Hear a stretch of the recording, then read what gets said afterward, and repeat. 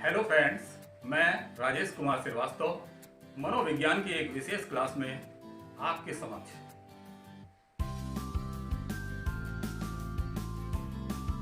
जय हिंद दोस्तों। जी हाँ, आपने अपना वादा बहुत अच्छे से पूरा किया। सब्सक्राइबर्स की गिनती बहुत अच्छे से बढ़ रही है और मुझे बहुत सपोर्ट और प्यार मिल रहा है।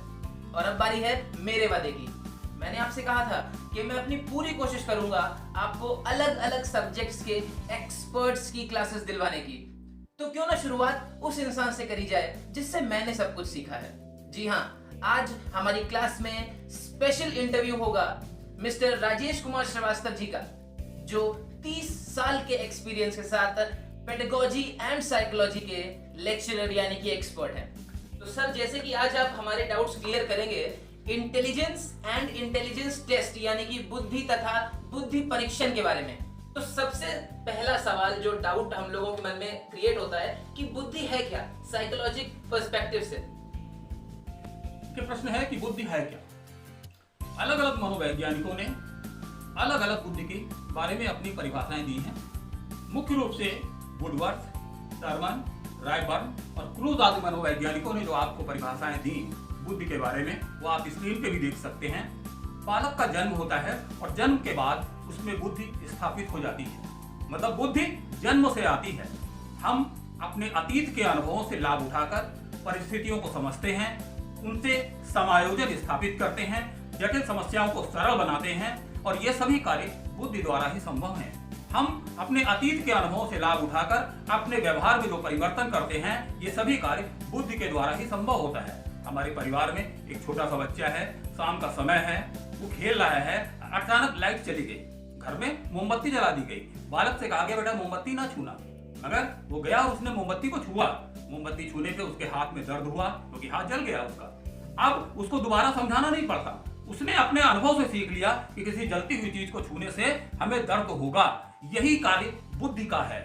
बुद्धि हमें बताती है, हमारे प्रतिदिन के व्यवहार में, प्रतिदिन के जीवन यापन में हमको बहुत से अनुभव होते हैं, बहुत सी समस्याएं हमारे सामने आती हैं और उन समस्याओं को हल करने के लिए हम जिस शक्ति का प्रयोग करते हैं और जिसके द्वारा हम समायोजन स्थापित करते हैं, उन समस्याओं का समाधान कर लेते हैं और अपने जीवन को सफल बनाते हैं, ये सभी कार्य जो शक्ति करती है उसे बुद्धि कहते हैं। ओके सर, तो सर एक सवाल ये भी आता है कि कैसे इंटेलिजेंस को चेक करा जा सकता है, कैसे बुद्धि का परीक्षण किया जा सकता है, तो आप ये सवाल पे भी रोशनी डालिए।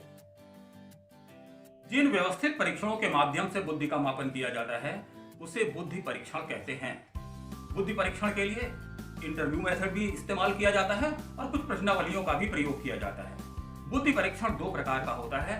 एक व्यक्तिगत बुद्धि परीक्षण, जो केवल एक व्यक्ति का अगर हमें बुद्धि परीक्षण करना है तो उसे व्यक्तिगत बुद्धि परीक्षण कहते हैं, और अगर हमें कम समय में ज्यादा लोगों का बुद्धि परीक्षण करना होता है तो उसे सामूहिक बुद्धि परीक्षण कहते हैं। जैसे एक पूरी क्लास है, उस क्लास के हमें सभी लोगों का बुद्धि परीक्षण करना है तो उसके लिए प्रश्नावली, सभी बच्चों के लिए एक ही तरीके की प्रश्नावली उनको दे दी जाती है। बच्चे उन्हें हल करते हैं और उनके उत्तरों का मापन करके, उनकी जांच करके हम ये निकाल लेते हैं कि कौन सा बालक किस बुद्धि लब्धि या किस बुद्धि स्तर का है।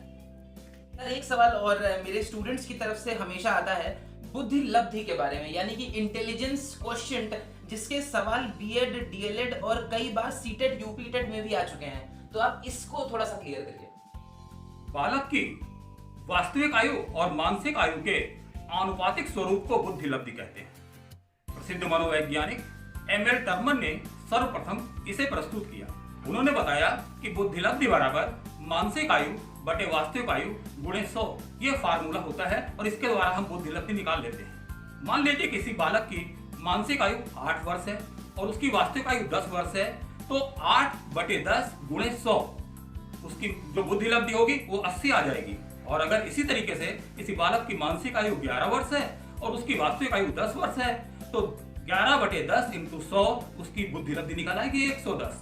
बुद्धि लब्धि कभी भी शून्य नहीं होती है और इस आधार पर हम बुद्धि लब्धि निकाल लेते हैं। ओके सर, तो जैसे आपने फॉर्मूले में बताया मानसिक आयु और वास्तविक आयु के बारे में, यानी कि mental as and chronological age, तो ये क्या है, मतलब थोड़ा सा डाउट्स और क्लियर करिए थोड़ा सा हमारे।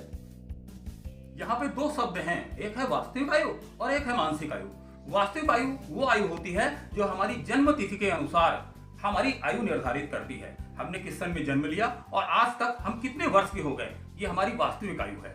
दूसरा शब्द आता है मानसिक आयु। मनोवैज्ञानिकों ने हजारों छात्र छात्राओं पर प्रयोग किए और यह निर्धारित किया कि 5 वर्ष से लेके 20, 21, 22, 23, 24, 25 वर्ष तक के लोगों के लिए अलग अलग प्रश्नावलियां तैयार करें। उन्होंने देखा कि हर आयु वर्ग के लिए ऐसे कौन से प्रश्न हैं जो उस आयु वर्ग के बच्चे, अधिकांश बच्चे उन प्रश्नों को हल कर लेते हैं।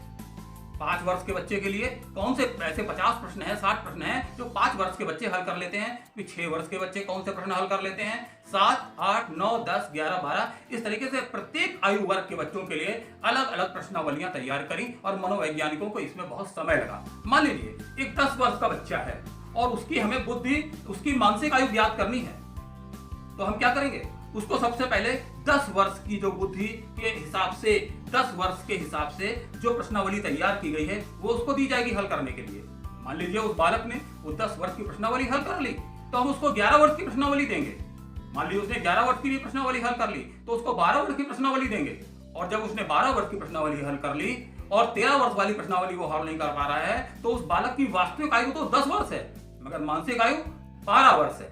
इसी प्रकार से कोई बालक 10 वर्ष का है और उसको 10 वर्ष की प्रश्नावली दी गई और वो बालक उस 10 वर्ष वाली प्रश्नावली को सही प्रकार से हल नहीं कर पा रहा है, अधिकांश प्रश्नों को हल नहीं कर पा रहा है, तो उसको 9 वर्ष वाली प्रश्नावली दी जाएगी। अगर वो उसे भी हल नहीं कर पाता है तो उसे 8 वर्ष वाली प्रश्नावली दी जाएगी और अगर उसने 8 वर्ष वाली प्रश्नावली हल कर ली तो उसकी मानसिक आयु 8 वर्ष मानी जाएगी। वास्तविक आयु तो उसकी 10 वर्ष है मगर उसकी मानसिक आयु 8 वर्ष है। इस हिसाब से हम उस बालक की वास्तविक आयु जन्म तिथि के अनुसार निकाल लेते हैं और मानसिक आयु वो किस प्रश्नावली, किस एज ग्रुप की प्रश्नावली के अधिकांश प्रश्न निर्धारित सही प्रकार से उनके उत्तर दे पा रहा है, उसके आधार पर हम ये निर्धारित कर लेते हैं कि उसकी मानसिक आयु क्या है। और इन दोनों को जानने के बाद, उसकी मानसिक आयु और वास्तविक आयु को जानने के बाद जो बुद्धिलब्धि का फार्मूला है, बुद्धिलब्धि बराबर मानसिक आयु बटे वास्तविक आयु गुणे 100, इसके हिसाब से ऊपर मानसिक आयु रख देते हैं, नीचे वास्तविक आयु रख देते हैं और उसके बाद उसको 100 से गुणा कर देते हैं, उसका अनुपात निकाल लेते हैं और इस प्रकार से जो चीज आती है हमारे सामने वो होती है बुद्धिलब्धि। सर, आपका ज्यादा वक्त ना लेते हुए बस एक आखिरी सवाल आपसे पूछूंगा जो कि आमतौर पर हर कंपटीशन में आता है टीचिंग फील्ड के, चाहे वो सीटेट हो, चाहे वो यूपीटेट हो और चाहे वो बीएड डीएलएड क्यों ना हो, कि बुद्धिलब्धि के आधार पर जो वर्गीकरण होता है, मतलब कि कैसे कोई बच्चा जीनियस उसको बोल सकते हैं, कैसे कोई बच्चा डल हो या कोई बच्चा एवरेज हो, कैसे वो टेबल कैसे डिसाइड करी गई? आपका प्रश्न है कि बुद्धिलब्धि के आधार पर वर्गीकरण कैसे होता है। देखिए, अलग अलग मनोवैज्ञानिकों ने अलग अलग वर्गीकरण किया है बुद्धिलब्धि के आधार पर कि बुद्धिलब्धि और बुद्धि के स्तर का जो वर्गीकरण किया है उसमें मुख्य रूप से 3 मनोवैज्ञानिक, गैरेट, मेरिल और वेस्लर, इन्होंने जो बुद्धिलब्धि की सारणी बनाई वो काफी कुछ हद तक समझ में आती है। इन्होंने कहा कि 140 जिन बालकों की बुद्धिलब्धि होती है वो प्रतिभाशाली बालक की श्रेणी में आते हैं और उन्हें सुपीरियर, वेरी सुपीरियर या जीनियस कहा जाता है। इसके बाद इन्होंने कहा कि 110 से 119 जिनकी बुद्धिलब्धि होती है वो औसत से अधिक, ब्राइट या हाई एवरेज बालकों की श्रेणी में आते हैं। ये जो भी चीज हम आपको बता रहे हैं ये आप स्क्रीन पर भी देख सकते हैं। इसके बाद 80 से 89 जिनकी बुद्धिलब्धि होती है उन्हें मंद बुद्धि, डल या बैकवर्ड कहा जाता है और जिनकी बुद्धिलब्धि 69 से कम होती है उन्हें दुर्बल बुद्धि, मानसिक रूप से दुर्बल, फीबल माइंडेड, मेंटली रिटार्डेड बालक कहा जाता है। थैंक यू सर, हम सब के लिए टाइम निकालने के लिए। दोस्तों, आप ऐसे ही मुझे सपोर्ट करते रहिए, वीडियो को शेयर करते रहिए, चैनल को सब्सक्राइब करते रहिए और मैं वादा करता हूं कि आपके पास ऐसे ही अलग अलग सब्जेक्ट्स के एक्सपर्ट्स के साथ आता रहूंगा। Thank you, have a nice day.